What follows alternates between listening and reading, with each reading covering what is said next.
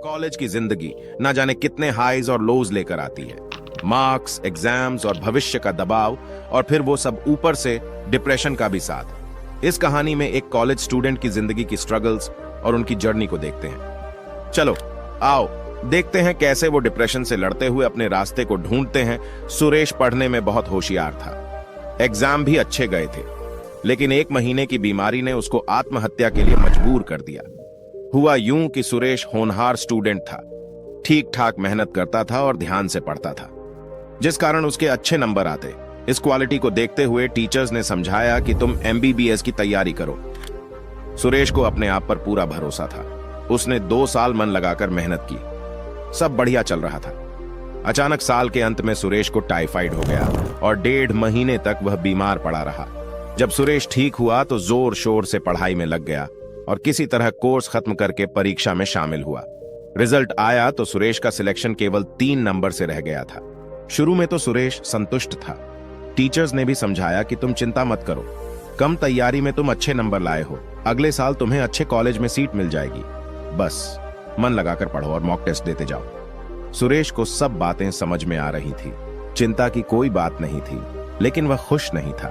उसके जिगरी दोस्त जिनके साथ वह पढ़ता था, वह सब मेडिकल कॉलेज पहुंच गए थे। दोस्तों के व्हाट्सएप स्टेटस पर सफेद कोट वाले फोटो देखकर उसे चिढ़ भी होने लगी थी।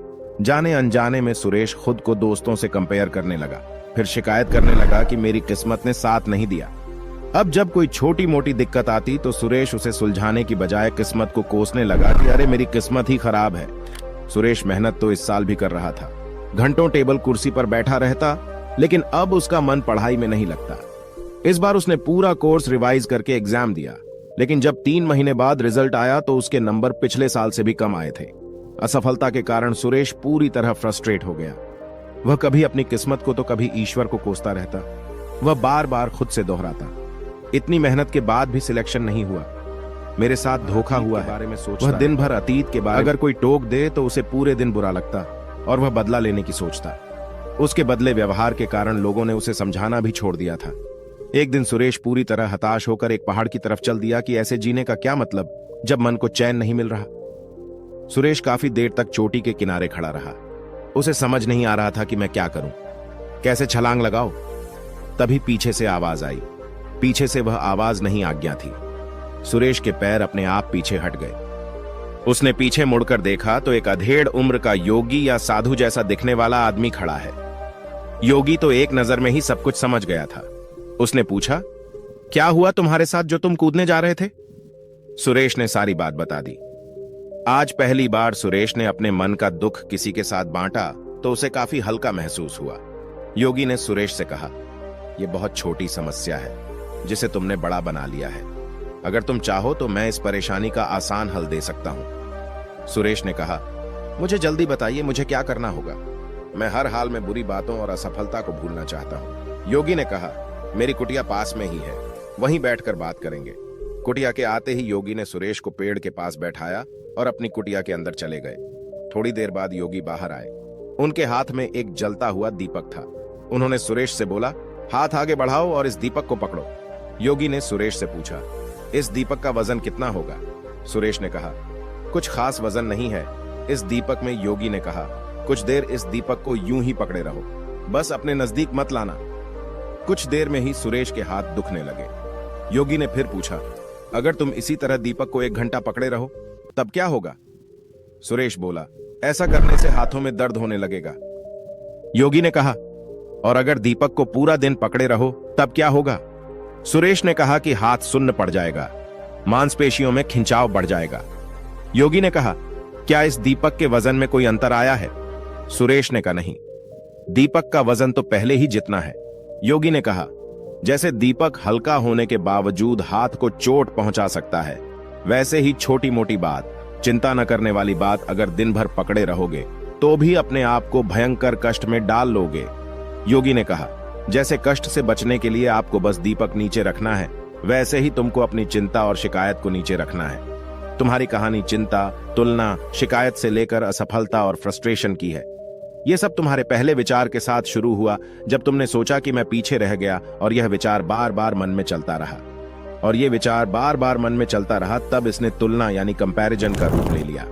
फिर कंपैरिजन ने शिकायत का रूप लिया। जब शिकायत की आदत पड़ गई तो तुम्हारे मन का चैन ही खत्म हो गया। सुरेश ने कहा, यह तो सब मैं समझ रहा हूं, मेरी आदत बन गई है। मैं दिन भर यही सब सोचता रहता हूं। बताइए मैं क्या करूं? योगी कहते हैं कि सबसे पहले इस बात को समझो कि जीवन में कभी न कभी यह हम सबके साथ होता है। हम प्लान बनाते हैं, मेहनत करते हैं, लेकिन वह पूरे नहीं हो पाते। इसमें न किस्मत की गलती है न हमारी, बस हम नए सिरे से दोबारा कोशिश करते हैं। यह सब तुम्हारे साथ छोटी उम्र में हो गया। तुमने ईमानदारी से मेहनत की लेकिन रिजल्ट नहीं मिला। लेकिन अगर तुम इस घटना से सीख लो, शिकायत और नेगेटिव विचारों को छोड़कर अच्छाई देखो और अपने काम में मन लगाओ, तो फिर जीवन में तुम्हें असफलता कभी नहीं रोक पाएगी। सुरेश अब उत्सुक था। उसे समझ में आने लगा कि उसे एक नई स्किल सीखनी है। यह घटना उसके जीवन का एक बड़ा लेसन बन गई। उसने योगी से पूछा, मुझे यह तो समझ आ गया कि पुरानी बातों को बोझ नहीं बनाना है, पर यह सब मैं करूंगा कैसे? योगी ने कहा, हमारा इंसानी दिमाग इस तरह से प्रोग्राम्ड है कि या तो यह धन्यवाद महसूस कर सकता है या फिर चिंता कर सकता है। इसलिए अपने दिमाग को धन्यवाद देना सिखाओ। छोटी छोटी चीजों में अच्छाई देखने की आदत डालो। ऐसा करने से कुछ देर तो तुमको चैन मिलने लगेगा, लेकिन कभी कभी धन्यवाद देने से काम नहीं चलेगा। हर रात सोने से पहले तुम्हारा मन हल्का हो जाना चाहिए। आज के दिन की गलती और दुख कल परेशान नहीं करना चाहिए, तभी जीवन में प्रगति होती है। इसलिए सोने से पहले तुम्हारा मन हल्का होना बहुत जरूरी है। ऐसा करने के लिए हर शाम को वह सभी बातों को लिखना शुरू करो जिनके कारण तुम परेशान थे, और उसके लिए भी धन्यवाद लिख दो। फिर 2 लाइनें लिखो कि आज तुमने क्या अच्छा किया, और 2 लाइनें कल तुम क्या बेहतर कर सकते हो। बस ये 3 चीजें लिखो। इससे मन को सुकून मिलेगा। कल कुछ बेहतर करने की इच्छा होगी। ऐसा करो और चैन से सोने चले जाओ। इस नाइट रूटीन को अपने जीवन में प्राथमिकता दूं। ऐसा करने से तुम हमेशा हल्के मुस्कुराते बने रहोगे, हमेशा मन लगाकर काम करोगे, और कोई भी बड़ा हादसा या रुकावट तुम्हें परेशान नहीं कर पाएगी। सुरेश आज बहुत खुश था। उसे लगा कि मैं 2 साल फेल नहीं हुआ, बल्कि मुझे जीवन का अमूल्य लेसन मिला है। उसे लगने लगा, अब जो भी होगा, जो भी मुश्किल आएगी, मुझे आगे बढ़ाएगी और एक बेहतर इंसान बनाएगी। उसने अपने मन में नोट किया कि मुझे हर रात बस 3 बातें लिखनी है। आज के दिन की परेशानी के लिए धन्यवाद देना है। आज क्या अच्छा किया और कल एक के दिन की परेशानी के लिए धन्यवाद देना है। आज क्या अच्छा किया और कल एक चीज क्या अच्छी कर सकता हूं, और इन 3 बातों को अपने जीवन में अमल करना है।